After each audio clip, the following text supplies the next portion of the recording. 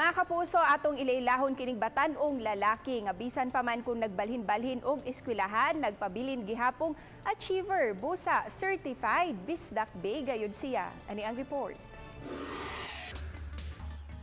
Hitsuraan og talented. Siya si Steve Sean Punzalan, ang 18 anyos nga campus bay sa University of the Southern Philippines Foundation. 5'10 ang height ug athletic usab. Apan mas makapabilib ang performance ni Steve sa iyang academics, bisan pa man og gabalhin-balhin siya og eskwelahan. Usa ka pastor ang iyang amahan, hinungdan nga nagbalhin-balhin sila og Pinoy-anan. Gani, gidugang ni Steve nga walo na ka mga eskwelahan ang iyang naagian. Since kinder to high school, wala dyan ko like permanent school. It's either magstay ko sa school for 2 years or 3 the longest. And wanna transfer na yan after. Because tungkol sa job sa akong father, yeah, so kung asa siya, dito man sa may. Apan bisan pa man niini, may excel gihapon siya sa klase ug dali usab nga nakasagop sa dapit kay ilang gibalhinan.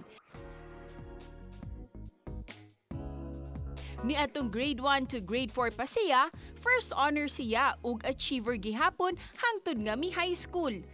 Diyang mihuman sa junior high, salutatorian usab siya. Luckily, dali rin ko naka-adjust sa environment. Sa tanan school na ko na to. Wala rin ko nagproblema. Gawa sa academics, active usab si Steve sa mga curricular activities, diin usa-usab siya ka basketball player sa ilang eskwelahan. Sa mga laing liga gawa sa eskwelahan, most valuable player usab siya.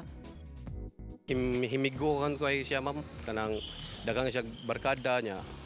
Usahay, ma'am, kanang sa iyang family gusto makigbanding sa mga player. So para magkatapok jud ang kuan, ma'am, ba mga teammates. Misalmot usab siya og mga contests ug napili usab siya isip Student Council President kaniadto. Apan luyon ni ining tanan, mao ang supportive parents usab ni Steve. Matud sa iyang mommy, buutan siya nga anak ug pangandoy ni ini nga mamahimong civil engineer.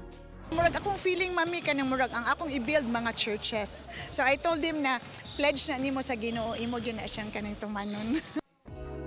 Dugang usab ni Steve nga wala pa sa iyang huna-huna ang mag-uyab-uyab, kay matud niya mas nindot gayod nga makahuman pag-eskwela.